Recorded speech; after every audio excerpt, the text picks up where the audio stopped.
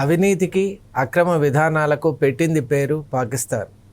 మరి ఈరోజు మనం చూసినట్టయితే భూతలం మీదే కాక గగనతలం నుండి కూడా నిఘా వర్గాన్ని శాటిలైట్స్ ద్వారా ఏర్పాటు చేసి ఆ ఉపగ్రహాలు ఇచ్చేటువంటి సాంకేతికతను ఏఐ అంటే ఆర్టిఫిషియల్ ఇంటెలిజెన్స్కు జోడించి ఈరోజు భారత భూభాగంపై కుట్రలు చేయడానికి ఎన్నో పన్నాగాలు పన్నుతోందని సమాచారం వచ్చినటువంటి నేపథ్యంలో ఖచ్చితంగా పాక్ సహాయం చేస్తున్నటువంటి చైనా వైఖరి, అలాగే చైనా పాక్ మధ్య ఉన్నటువంటి టెక్నాలజీ ట్రాన్స్ఫర్ గురించి, అలాగే శాటిలైట్ ఇమేజింగ్ గురించి, అలాగే ఇరు దేశాల మధ్య ఉన్నటువంటి విస్తృతమైనటువంటి మిగతా విధానాల గురించి కూడా ఇప్పుడు మనం తెలుసుకునే ప్రయత్నం చేద్దాం. అసలు భారత్పై పాకిస్తాన్కు అలాగే చైనాకు ఎందుకు ఇంత ఫోకస్ అనేది ఫస్ట్ మనం తెలుసుకోవాలి. ప్రధానంగా మనం గమనించినట్టయితే భారత్కు ఉన్నటువంటి 7 దేశాలతో భూభాగానికి సంబంధించినటువంటి టెరిటోరియల్ బార్డర్స్ ఉన్నాయి. దాంట్లో మనం చూసినట్టయితే మనకు ఉన్నటువంటి అతిపెద్ద బార్డర్స్ ఒకవైపు పాకిస్తాన్, ఇంకోవైపు చైనాతో ఉన్నాయి. చైనా అంటే కూడా మనం టిబెట్ను ఏదైతే చైనా ఆక్రమించిందో ఆ పార్ట్ గురించే మనం మాట్లాడుతున్నాం. ఎందుకంటే చైనాకు డైరెక్ట్గా భారత్తో టెరిటోరియల్ బార్డర్స్ లేవు, కానీ టిబెట్ని ఆక్రమించడం ద్వారా చైనా ఇప్పుడు భారత్ యొక్క టెరిటరీ ఏరియాకు చాలా దగ్గరగా వచ్చింది. మరి ముఖ్యంగా మనం చూసినట్టయితే కశ్మీర్ ఏరియా ఏదైతే ఉందో దాంట్లో అక్సై చిన్ అనేటువంటి గ్లేషియర్ ఏరియాను చైనా దురాక్రమణ చేసింది. అలాగే మనం చూస్తే కారాకోరం ఆ బార్డర్ ఏరియాస్ ఏదైతే ఉన్నాయో, మౌంటైనస్ ఏరియా ఏదైతే ఉందో దాన్ని కూడా చైనా ఆక్రమించింది. కాబట్టి ఈనాటికి కూడా మనకు బార్డర్ ఇష్యూస్ ఉన్నాయి. ఇంటర్నేషనల్ కన్వెన్షన్స్కు ఎప్పుడు కూడా చైనా వ్యతిరేకమే. ఇక్కడ మన భారత భూభాగానికి సంబంధించినటువంటి టెరిటోరియల్ అంశాలే కాకుండా మనం చూసినట్టయితే ఇంటర్నేషనల్ కోవెనెంట్స్ అండ్ కన్వెన్షన్స్ ఏదైతే ఉన్నాయో, సౌత్ చైనా సీని ఏ విధంగా అయితే చైనా కైవసం చేసుకునేటువంటి విధానాన్ని మనం చూస్తే చాలా స్పష్టంగా మనకు కనిపిస్తుంది. చైనా ఆక్రమణకు ఎటువంటి లీగల్ రైట్స్ లేకున్నా కూడా తను ఒక్కసారి ఆక్రమించాలి అనుకుంటే ఏదైనా ఊహాగానాలతో హైపోథెటికల్ అని మనం అంటాం, ఇల్లీగల్గా ఇర్రేషనల్గా ఉన్నటువంటి డేటాను చూపిస్తూ అదే ఎమినెంట్ అండ్ ఎవిడెన్షియల్ మెటీరియల్గా ప్రపంచం ముందు ఉంచేటువంటి పద్ధతి చైనాది. ఈరోజు అలాగే మనం చూసినట్టయితే కారాకోరం మౌంటైనస్ ఏరియా, అలాగే ఇక్కడ అక్సై చిన్ ఏరియాలో కూడా నిరాధారమైనటువంటి ఆధారాలను చూపిస్తూ చైనా భారత భూభాగాన్ని కూడా కైవసం చేసుకునింది. ఇక అదే బాటలో నడుస్తోంది దాయాద్ దేశమైనటువంటి పాకిస్తాన్. మొదటి నుంచి కూడా పాకిస్తాన్ లక్ష్యం, అలాగే దానికి ఉన్నటువంటి ఏకైక టార్గెట్ భారత్ని ఏ విధంగా అయినా దెబ్బతీయటమే. స్వతహాగా ఎదిగేటువంటి సామర్థ్యం లేకపోవడం, సాంకేతిక పరిజ్ఞానం లేకపోవడం, అలాగే అక్కడ ఉన్నటువంటి నిపుణత్వం కలిగినటువంటి వ్యక్తుల యొక్క సమూహం చాలా తక్కువగా ఉండటం వల్ల, ముఖ్యంగా మనం గమనిస్తే పాకిస్తాన్ అనేటువంటిది it is not a full fledged democratic nation. ఈ రోజు వరకు కూడా కంటిన్యూస్గా అక్కడ డెమోక్రసీ అనేటువంటిది మనం ఎప్పుడూ కూడా చూడలేదు. సైనిక పాలన అనేటువంటిదే కొనసాగుతున్నటువంటి నేపథ్యంలో కేవలం సైనిక వర్గాలే అక్కడ దేశాన్ని నడిపిస్తూ ఉన్నటువంటి నేపథ్యంలో ఒక ఆర్గనైజ్డ్ సివిలియన్ లైఫ్ కానివ్వండి, ఆర్గనైజ్డ్ ఆపర్చునిటీస్ కానివ్వండి, అలాగే ఒక ఆర్గనైజ్డ్ వే ఆఫ్ థింకింగ్ కూడా అక్కడ లోపించడం, అలాగే కొహరెన్సీ కానీ ట్రాన్స్పరెన్సీ కానీ లేకపోవడం వల్ల ఈరోజు చూస్తున్నాం పాకిస్తాన్ ఎకనామిక్గా ఒక డిజాస్టర్గా మిగిలిపోతోంది. అలాగే ఏ రంగం తీసుకున్నా కూడా అక్కడ మనం చూస్తూ ఉంటే అన్ని రకాలుగా అక్కడ లోపాలే మనకు కనిపిస్తున్నటువంటి నేపథ్యంలో ఎలా అయినా సరే ఎదుగుతున్నటువంటి ఒక మేజర్ ఎమర్జింగ్ ఎకనామిక్ ఎంటిటీగా మిగులుతున్నటువంటి భారత్ను దెబ్బతీయాలి అని, అది కూడా తను కుయుక్తులతో దొంగదాడి చేయాలనేటువంటి ఒక ఆలోచనతో పాక్ ముందుకు వచ్చింది. కానీ పాక్ ఉన్నటువంటి శక్తి సామర్థ్యాలు చాలా తక్కువ. దీన్ని గమనించినటువంటి చైనా పాకిస్తాన్కు అండగా వెన్నుదండగా తాను ఉంటూ పాక్ అన్ని రకాలైనటువంటి ఎకనామిక్గా, అలాగే సైంటిఫిక్గా, అలాగే మనం చూస్తే టెక్నాలజికల్గా కూడా అన్ని రకాలుగా కోఆపరేట్ చేస్తూ చైనా భారత్పై ఉన్నటువంటి ఏదైతే ఉద్దేశాలు ఉన్నాయో వాటిని పాక్ ద్వారా నెరవేర్చుకోవాలనేటువంటి ప్రయత్నాలు చేస్తుంది. అది మన అందరికీ కూడా తెలుసు. ఈరోజు మనం చూసాం ఎలా అయితే చైనా టిబెట్ని ఆక్రమించిందో, అలాగే అరుణాచల్ ప్రదేశ్ మన నార్త్ ఈస్టర్న్ సిస్టర్స్ అని మనం అంటాం, అంటే 7 స్టేట్స్ ఉన్నాయి అక్కడ. మరి వాటిల్లో ఇప్పుడు అరుణాచల్ ప్రదేశ్తో మొదలుపెట్టి మెల్లగా it wants to annexe all the 7 states. మరి ఇప్పటికే వాళ్ళ యొక్క భూభాగంలో వాళ్ళ యొక్క అఫీషియల్ ఏదైతే ఒక మ్యాప్స్ ఉంటాయో వాటిలో చైనా గవర్నమెంట్ చూపిస్తోంది జాంగ్జియాంగ్ అనే పేరుతో అరుణాచల్ను కొత్త విధానంలో తన యొక్క భూభాగంగా కూడా చూపించేటువంటి ప్రయత్నం చేసింది. But it was objected by the Indian government. మరి ఇలా మనం చూస్తూ ఉంటే మరొక వైపు పాకిస్తాన్కు చైనా ఆర్థికంగా సహాయం చేసేటువంటి ఒక నేపథ్యంలో ఇన్ఫ్రాస్ట్రక్చర్ డెవలప్మెంట్ అనేటువంటిది చైనా చేస్తున్నటువంటి ఒక అతిపెద్ద నాటకం. అది ఏదైనా ఒక వీక్ ఎకానమీ ఉందనుకోండి, వీక్ ఎకనామిక్ నేషన్ ఉందనుకోండి, అక్కడ సహాయం చేసేటువంటి నేపథ్యంతో ముందుకు వస్తుంది. దాని యొక్క పేరే అది బెల్ట్ అండ్ రోడ్ ఇనిషియేటివ్ అని మనం అంటాం. ఆ బెల్ట్ అండ్ రోడ్ ఇనిషియేటివ్ అనేటువంటిది ఏంటంటే it's a purely economically designed Chinese mafia అని మనం చెప్పొచ్చు. It's a very big scam. దాని ద్వారా చైనా గవర్నమెంట్ ఏం చేస్తోందంటే ఏదైనా ఒక దేశం ఆర్థికంగా వెనుకబడి ఉంటే అక్కడ ఇన్ఫ్రాస్ట్రక్చర్ డెవలప్ చేస్తామని అనే పేరుతో ఆ దేశంలో కొంత డెవలప్మెంట్ చేసి ఆ దేశంలో ఉన్న ఖనిజాలపై, అలాగే అక్కడ రేర్ అర్త్ మినరల్స్పై, అలాగే అక్కడ ఉన్నటువంటి ముఖ్యమైన భూభాగాలపై అది కన్ను వేసి ఆ ప్రాంతాలను కూడా స్వాధీనం చేసుకుంటుంది. క్లాసికల్ కేసు ఏంటంటే మనం శ్రీలంకలో కూడా మనం చూసాం, హంబన్ తోట అనేటువంటి ఒక హార్బర్ను కూడా ఇప్పుడు చైనా గవర్నమెంట్ స్వాధీనం చేసుకునేది. అలాగే మాల్దీవ్స్ కానివ్వండి, ఈవెన్ బంగ్లాదేశ్ కూడా మనం చూసినట్టయితే, and not to forget about నేపాల్లో కూడా ఎంతో భూభాగాన్ని చైనా తీసుకునేది. దీని వెనక ఉన్నటువంటి లక్ష్యం ఏంటంటే వేరే దేశాలపై, ముఖ్యంగా భారత్పై ఫోకస్ పెట్టడానికి భారత్కు చుట్టూ ఉన్నటువంటి నైబర్స్ని అది దగ్గర తీసుకునేటువంటి ఒక ప్రయత్నం చేస్తోంది. మరి దీని ద్వారా చైనా గవర్నమెంట్ ఏం సాధించాలనుకుంటోందంటే డెఫినెట్గా it wants to overtake the technological progression of India. But is it possible?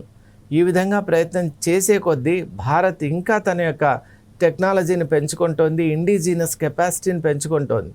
ఈరోజు మనం చూసాం చంద్రునిపై కూడా సాఫ్ట్ ల్యాండింగ్ చేసినటువంటి దేశాల్లో మరీ ముఖ్యంగా ఎవరూ వెళ్ళలేనటువంటి సౌత్ పోల్లో ల్యాండ్ అయినటువంటి ఘనత కూడా భారత్ది. గగన్యాన్, అలాగే మనం చూస్తే చంద్రయాన్ ప్రాజెక్ట్స్ అనేవి మన ఇస్రో చేసినటువంటి అతిపెద్ద విజయాలుగా మనం చేయొచ్చు. ఈరోజు పాకిస్తాన్ ఇవన్నీ చూస్తున్నటువంటి నేపథ్యంలో దొంగదాడి చేసేందుకు, ముఖ్యంగా భారత్ యొక్క ఉపరితలాన్ని వీక్షించేందుకు, గమనించేందుకు, అక్కడి నుంచి ఏదైనా దాడులు చేయటానికి, తన యొక్క రూపకల్పన చేసుకోవటానికి శాటిలైట్స్ పంపిస్తుంది. మనం గత ఏడాది మనం చూసాం, దాదాపు 6 శాటిలైట్స్ పంపించింది. వాటి యొక్క లక్ష్యం ఒకటే, భారత్ ఉపరితలంపై ఉన్నటువంటి డేటాను సేకరించడం, తద్వారా స్ట్రాటజిక్ లొకేషన్స్ ఏదైతే ఉంటాయో వాటిని పసిగట్టడం, అలాగే తను చేసేటువంటి దాడులు ఏవైతే ఉన్నాయో వాటికి వ్యూహాత్మకమైనటువంటి పొజిషనింగ్స్ని ఏర్పాటు చేసుకోవటం. మనం చూసాం ఇక్కడ పాకిస్తాన్లో కూడా ఈ యాక్టివిటీ అనేటువంటిది 1961లో రీసెర్చ్ కమిషన్, అంటే space and upper atmosphere research కమిషన్గా అక్కడ స్టార్ట్ అయినటువంటి కమిషన్ ఆర్ కౌన్సిల్ ఇది చాలా మందకొడిగా ఉండింది. ఇన్ఫ్యాక్ట్ మనం ఇప్పటికి కూడా చెప్తున్నాం, పాకిస్తాన్లో ఇండిజినస్ కెపాసిటీ అనేది చాలా తక్కువగా ఉంది. కానీ చైనా అందించేటువంటి సహకారం, చైనా చేసేటువంటి ఒక ఈ టెక్నాలజీ ట్రాన్స్ఫర్ వల్ల ఈరోజు పాకిస్తాన్ అనేటువంటిది ఈ విధంగా కొంచెం ముందుకు వెళ్తోంది. అమెరికా సహకారంతో న్యూక్లియర్ ఆర్మ్డ్ కంట్రీగా ఉంది. ఇప్పుడు చైనా యొక్క సహకారంతో స్పేస్ టెక్నాలజీలో కూడా ముందుకు వెళ్తోంది. దీన్ని బట్టి ఒకటి గుర్తుపెట్టుకోవాలి, వేరే దేశం సహాయం చేస్తేనే పాకిస్తాన్కి ఏదైనా దిక్కు, అంతేగాని స్వతహాగా భారత్ లాగా నిర్మించుకునే శక్తి. ఇక్కడ మనం క్రయోజెనిక్ టెక్నాలజీ కూడా డెవలప్ చేసుకున్నాం, మనం అందరూ గుర్తు చేసుకోవాలి. అలాగే మన మిత్రదేశమైనటువంటి, మనకు చాలా అనుకూలంగా ఉన్నటువంటి రష్యా ఎప్పుడైతే సుఖోయ్ 57 ఫైటర్ జెట్స్ విషయంలో, స్టెల్త్ జెట్స్ విషయంలో ముందుకు వచ్చినప్పుడు కూడా ఇండిజినస్గా మనం డెవలప్ చేసుకోవడానికే మనం ఒక సానుకూలమైనటువంటి దృక్పథాన్ని ప్రదర్శించాం. అంటే భారత్ ఎప్పుడు కూడా ఒక వికసితమైన మార్గంలో వెళ్తోంది, అంతేగాని పాకిస్తాన్ ఈరోజు చేస్తున్నటువంటి, అలాగే కొనసాగించే యోచనలో ఉన్నటువంటి ఈ శాటిలైట్స్ ద్వారా ఏఐ రిలేటెడ్ డేటాను సేకరించి తద్వారా భారత్పై దృష్టి పెట్టి స్పైయింగ్ అనేటువంటి యాక్టివిటీ నిజంగా ఇంటర్నేషనల్ కన్వెన్షన్స్ ప్రకారం చాలా పెద్ద నేరం. మనకు యునైటెడ్ నేషన్స్ ఇచ్చినటువంటి కొన్ని కోవెనెంట్స్ ఏదైతే ఉన్నాయో వాటి ప్రకారం you cannot spy upon the infringed areas of other country. That's a very big crime. మరి ఇప్పుడు పాకిస్తాన్ అటువంటి నేరం చేస్తోంది. అలాగే నేరాలకు ఆలవాలం నిలయమైనటువంటి పాకిస్తాన్కి ఇదేం కొత్త కాదు. ఎందువల్ల అంటే it's a kind of frustration అని మనం చెప్పుకోవచ్చు. భారత్ను ఎదుర్కోలేక పాకిస్తాన్ చేసేటువంటి ఇటువంటి చర్యలు ప్రపంచ దేశాలన్నీ కూడా ఖండిస్తూ ఉన్నాయి. పాకిస్తాన్ చేసేటువంటి ఈ శాటిలైట్ యాక్టివిటీ ఏదైతే ఉందో that has been understood by our ISRO దానికి సంబంధించినటువంటి డేటాను సేకరించింది. అలాగే మనకు ఉన్నటువంటి తుంబా రీసెర్చ్ సెంటర్ కానివ్వండి, అలాగే అదర్ స్పేస్ రీసెర్చ్ ఆర్గనైజేషన్స్, ఇండియాలో ఉన్నటువంటి ఆర్గనైజేషన్స్ అన్నీ కూడా పాకిస్తాన్ చేసేటువంటి యాక్టివిటీస్కు ధీటైనటువంటి సమాధానమే ఇస్తున్నాయి. కానీ ఇక్కడ బట్టబయలైంది, సర్ఫేస్ అయింది మాత్రం పాకిస్తాన్ యొక్క intention. That is to take a back side approach. అంటే it cannot approach Bharat directly, కాబట్టి వేరే ఏదైనా ఒక డ్యూబియస్ మీన్స్తో, అలాగే డీవియస్ మీన్స్తో, డిసీట్ఫుల్ మీన్స్తో భారత్ను దెబ్బతీయాలనేటువంటి ఒక ప్రయత్నం చేసింది. అది కూడా భారత ప్రభుత్వం తన యొక్క ఈ అంతరిక్ష కేంద్రాల సహకారంతో మనకున్నటువంటి విస్తృతమైన శాటిలైట్ నెట్వర్క్ ఉందండి. In fact ISRO has been the agent for sending satellites of other countries also. అంటే మనం టెక్నాలజీ ట్రాన్స్ఫర్ కానివ్వండి, టెక్నాలజీ కోఆపరేషన్లో కూడా చాలా ముందున్నటువంటి నేపథ్యంలో ఖచ్చితంగా పాకిస్తాన్ చేసేటువంటి కుట్రలను మనం ఎదుర్కోగలుగుతున్నాం. అలాగే ఆపరేషన్ సింధూర్లో మనం చూసాం పిన్ టు పిన్ అక్యురసీ. ప్రపంచ దేశాలు కూడా ఆ సర్జికల్ స్ట్రైక్ను చూసి ఆశ్చర్యపోయాయి. ఎప్పుడైతే ఇక్కడ భారతదేశంలో ఉన్నటువంటి మహిళల సింధూరాన్ని తుడిచివేసినటువంటి ముష్కరుల మూకకు పాక్ దేశం యొక్క సహకారం ఉందని భారత ప్రభుత్వం నిర్ధారించుకున్నదో, ఆపరేషన్ సింధూర్ ద్వారా భారత్ యొక్క సత్తా ఏంటో నిరూపించింది. కాబట్టి మనం వీటన్నిటి ద్వారా ఒకటే తెలుసుకోవాలి, పాకిస్తాన్ ఎన్ని రకాలైనటువంటి ప్రయత్నాలు చేస్తూ ఇక ముందు చేపట్టబోయినా కూడా భారత్ వాటిని ఖచ్చితంగా ఎదుర్కోగలిగినటువంటి సామర్థ్యం ఉంది.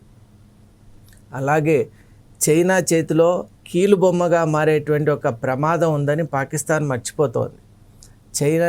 చైనా అంటే డ్రాగన్ కంట్రీ ఎప్పుడు కూడా తనకు అందుబాటులో ఉన్న దేశాలని ఏ విధంగా వంచి ఈ రోజుల్లో మనం చూస్తున్నాం. టిబెట్ కానివ్వండి, అలాగే హాంకాంగ్ స్టోరీ మనం చూసినప్పుడు completely they have lost all the fundamental rights and values. అలాగే ఈవెన్ మెయిన్ల్యాండ్ చైనాలో ఉన్నటువంటి వాళ్ళ యొక్క ఐగర్ కమ్యూనిటీ యొక్క వాల్యూస్ కానివ్వండి, అక్కడ వాళ్ళకు ఉన్నటువంటి కామన్ రైట్స్ కూడా కంప్లీట్గా కోల్పోయారు. Chinese very harsh national law has been imposed. అలాగే తైవాన్ను కూడా కైవసం చేసుకోవాలనేటువంటి ఒక ప్రయత్నంతో ముందుకు వెళ్తోంది చైనా. ఎంటైర్ సౌత్ చైనా సీని కూడా కబళించాలనేటువంటి ప్రయత్నాలు చేస్తున్నటువంటి నేపథ్యంలో భారత్, చైనా, పాకిస్తాన్ చేసేటువంటి ఈ నిఘా దాడి ఏదైతే ఉందో దాన్ని ఎదుర్కొనేటువంటి రీతిలోనే ప్రయత్నాలు ప్రారంభించింది. ఖచ్చితంగా ఎదుర్కొనే సామర్థ్యం కూడా మనకు ఉంది. కానీ మనం అందరూ ఒకటే తెలుసుకోవాలి, ఇండియన్ సివిలియన్స్ ఇక్కడ భారత్లో ఉన్న ప్రతి ఒక్కరు కూడా దేశం కోసం ఆలోచన చేసేటువంటి ఒక దృక్పథాన్ని మనం కూడా అలవర్చుకోవాలి. ఎందువల్ల అంటే ఇంత పెద్ద జనాభా ఉన్నా కూడా అసలు మన దైనందిక వ్యవహారాల్లోనే మనం మునిగి తేలుతూ ఉన్నాం. కానీ దేశం ఎటుపోతోంది, దేశం వైపు జరిగే దాడులు జియోపొలిటికల్ సెన్సిటివిటీస్ అని మనం అంటాం.